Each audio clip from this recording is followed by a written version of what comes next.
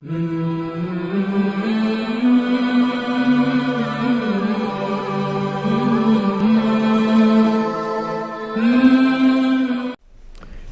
اکبر، سبحان اللہ، الحمدللہ، استغفر اللہ، نحمدہ و نصلی علی رسولہ الکریم، اما بعد، اعوذ باللہ من الشیطان الرجیم، بسم اللہ الرحمن الرحیم۔ اخوت، اجتماعی عبادت اور فلاح، یہ ہمارا آج کا موضوع گفتگو ہے۔ جب اذان ہوتی ہے، ہر اذان میں، پانچوں اذانوں میں حی علی الفلاح کی آواز آپ سنتے ہیں، تو یہ کس لیے ہوتی ہے یہ پکار کہ آئیے فلاح کی طرف؟ کیا صرف فلاح پانے کے لیے، فیض اٹھانے کے لیے، فائدہ پانے کے لیے، یا فلاح کر مل کر فلاح کے کام کرنے کے لیے؟ پہلی چیز اخوت ہے، بھائی چارہ۔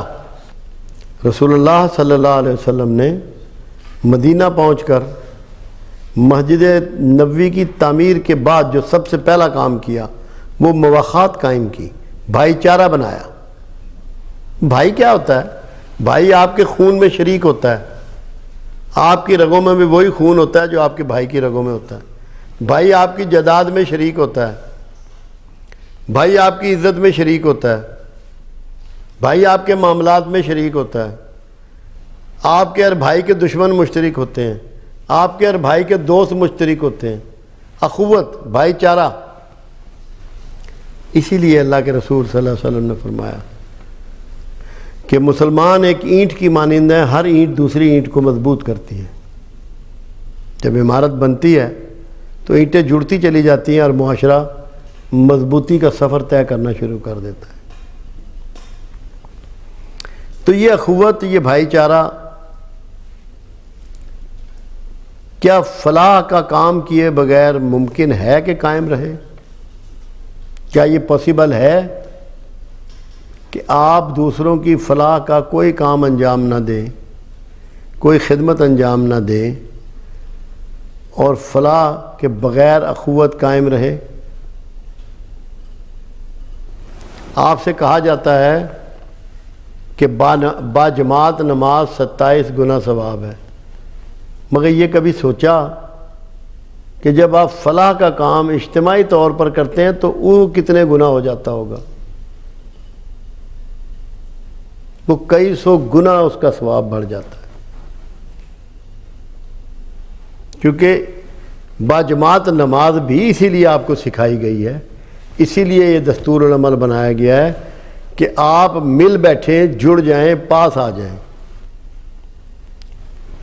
اسلام کا سب سے بڑا پروگرام انسانوں کو جوڑنا ہے، ایک دوسرے کے قریب کرنا ہے، ایک دوسرے سے نزدیک لانا ہے، ان کی محبتیں بڑھانا ہے۔ آپ اندازہ لگائیں، انسانوں کو جو پھاڑنے کا تعلق ہے، اللہ اس سے شدید ناراض ہوتا ہے،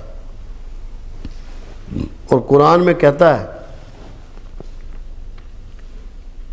کہ جو صلہ رحمی کو قطع رحمی میں بدلنے والے ہیں، میں ان کو عذاب دوں گا۔ یعنی کہ جن سے تعلق ہونا چاہیے، جن سے پیار ہونا چاہیے، جن کی خدمت اور سیوا آپ کو کرنی چاہیے، اگر آپ نہیں کرتے تو اللہ اس سے سخت ناراض ہوتا ہے۔ تو مقصد کیا ہے؟ انسانوں کی مل جل کر فلاح۔ اسی لیے اللہ نے رشتہ داروں کے حقوق رکھے ہیں، بہن بھائیوں کے حقوق رکھے ہیں، پڑوسیوں کے حقوق رکھے ہیں، والدین کے حقوق رکھے ہیں، تاکہ انسان جو ہیں وہ مل جل کے رہیں اور مل بانٹ کر کھائیں اور مل بانٹ کر ایک دوسرے کے دکھ برداشت کریں، ان کی تکلیفیں دور کریں۔ اسی لیے رسول اللہ صلی اللہ علیہ وسلم نے جب مدینہ میں مواخات کا قانون جاری کیا اور لوگوں میں بھائی چارہ کروایا تو لوگوں نے کاروبار بانٹ لیے، لوگوں نے گھر بار بانٹ لیے، لوگوں نے چراگاہیں بانٹ لیں، دیواریں کھینچ دی، مکانوں کو آدھا آدھا کر دیا، مگر وہ لوگ جو مہاجر بن کے آئے تھے اور مفلوق الحال ہو چکے تھے، ان کی ایسی فلاح کی کہ وہ سارے اپنے پاؤں پہ کھڑے ہو گئے۔ کوئی ایسا ہم میں سے نہیں ہے جس کے عزیز و اقربا، رشتہ دار کمزور نہ ہوں۔ سب ایک جیسے حالات کے لوگ نہیں ہو سکتے۔ اگر بندہ یہ سمجھ لے کہ مجھے یہ اجتماعی عبادت کرنا ہے، مجھے اخوت کے قانون کو سمجھنا ہے، اور مجھے اپنے رشتہ داروں کو اپنے ساتھ ملانا ہے، اپنے کمزور عزیزوں کو، بہن بھائیوں کو اپنے ساتھ ملانا ہے، اور وہ یہ عمل شروع کر دیں، تو اس سے بڑھ کے عبادت اس کے لیے کوئی نہیں ہوگی۔ بہت بڑی عبادت ہے یہ چھوٹی سی عبادت نہیں ہے۔ صرف آپ کو یہ سوچنا ہے کہ جو کچھ پروردگار عالم نے آپ کو دیا ہے وہ صرف آپ کے لیے نہیں دیا۔ میں اتنی سی بات سوچنی ہے کہ جو کچھ رب العزت نے آپ کو دیا ہے وہ صرف آپ کے لیے نہیں دیا، وہ دیگر ضرورت مندوں کے بھی مال آپ کو دیا ہے تاکہ آپ تقسیم کریں، ان کی خدمت کریں، ان کی سیوا کریں، ان کی فلاح کریں، اور اللہ کے مقربین میں شامل ہو جائیں۔ جتنا سخی اور دینے والا اللہ کا دوست ہے اتنا کوئی دوسرا نہیں ہوتا۔ سب سے زیادہ پروردگار عالم سخاوت کرنے والے کو دوست رکھتا ہے، بانٹنے والے کو دوست رکھتا ہے۔ اور آپ اندازہ لگائیے کہ رمضان میں رسول اللہ صلی اللہ علیہ وسلم کی اور اصحاب رسول کی سخاوت انتہا کو چھو رہی ہوتی تھی، انتہا کو چھو رہی ہوتی تھی۔ اپنے کھانے اٹھا کے دے دیتے تھے، اپنے گھروں میں سے آٹا نکال کے دے دیتے تھے، اپنے لیے رکھتے ہی کچھ نہیں تھے۔ وہ کہتے تھے کہ اس سے زیادہ بڑھ کے اللہ سے تعلق بنانے کا اور کوئی سورس اور ذریعہ نہیں ہے۔ تو کتنے نصیب والے ہیں ہم لوگ جنہیں رمضان میسر ہے اور اسباب بھی میسر ہیں۔ رمضان بھی میسر ہے، اسباب بھی میسر ہیں، تو کیوں نہیں ہم سخاوت کے اس درجے پہ جائیں اور فلاح کریں اپنے معاشرے کی۔ میرے پاس ایک شخص آتا ہے اور وہ فلاح کا کام کیسے کرتا ہے، میں حیران رہ گیا۔ وہ 5 کلومیٹر پیدل چلتا ہے سڑک کے کنارے کنارے ایک سمت، اور نوکدار پتھر، جن پتھروں کی نوک نکلی ہوئی ہو، کوئی کیل، کوئی پتیاں لوہے کی جو گاڑیوں کی ادھر ادھر ٹوٹ کے گر جاتی ہیں، وہ چنتا چلا جاتا ہے 5 کلومیٹر۔ اس کا روز کا معمول ہے، جہلم میں وہ شخص ہوتا ہے، وہ چنتا ہے اور جا کے کہیں جا کے ڈمپ کر دیتا ہے۔ میں نے کہا یار تو یہ کیوں کرتا ہے؟ کہنے لگا جی اس میں سے ٹائروں سے لگ کے پتھر کسی کا شیشہ توڑ سکتا ہے، کسی کو زخمی کر سکتا ہے۔ جو پتیاں ہیں یہ سیدھی کھڑی ہو جائے تو کسی کا ٹائر پھاڑ سکتی ہے، کیل کسی کے ٹائر میں اس کو پنچر کر سکتی ہے۔ تو یہ میں ایسی خدمت کر رہا ہوں جو بظاہر کہیں نہ دفتر ہے نہ نوٹس ہے اس کا کوئی، مگر معاشرے کی خدمت کر رہا ہے، فلاح کا کام کر رہا ہے۔ تو راستے سے کانٹے ہٹانا بھی فلاح ہے، راستے کو ہموار کرنا بھی فلاح ہے، بیمار کو ہسپتال تک لے جانا بھی فلاح کا کام ہے، اس کا علاج کروا دینا بھی فلاح کا کام ہے، بھوکے کو کھانا پہنچا دینا بھی فلاح کا کام ہے، ان پڑھ کو، جاہل کو تعلیم لے دینا بھی فلاح کا کام ہے، بیمار کی تیمارداری کرنا بھی فلاح کا کام ہے۔ یہ سب اجتماعی کام ہے۔ اجتماعی کام وہاں شروع ہو جاتا ہے جہاں 1 سے 2 ہو جائیں۔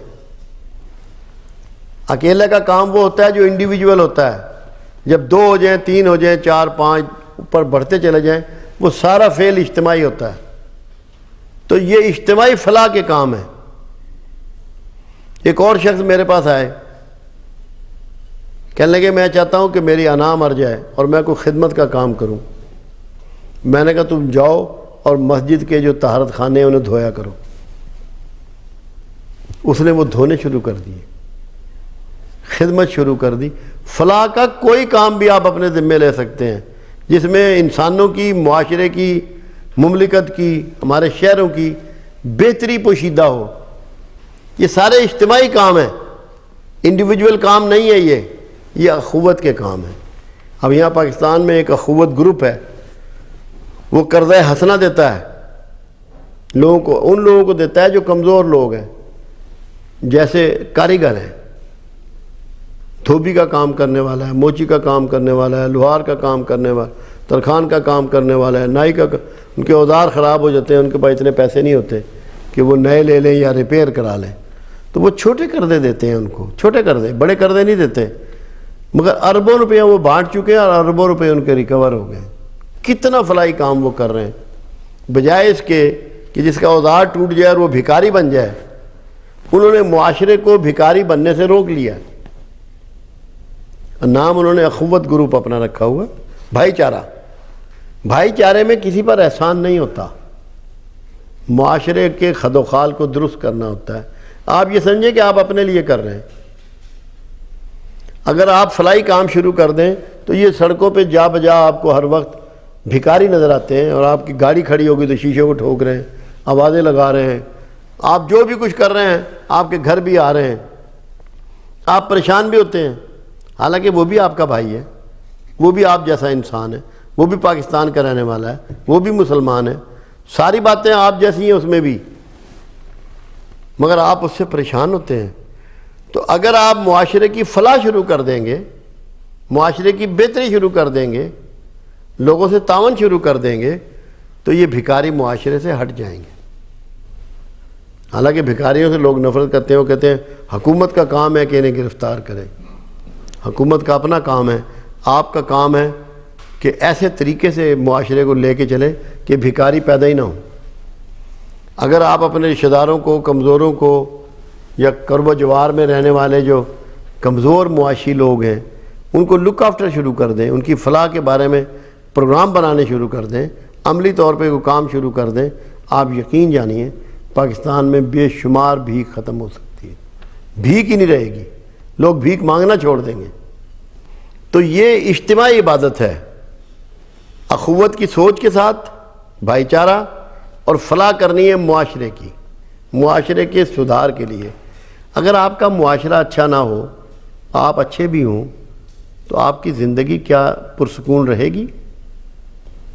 کیا آپ اطمینان کی زندگی گزار پائیں گے؟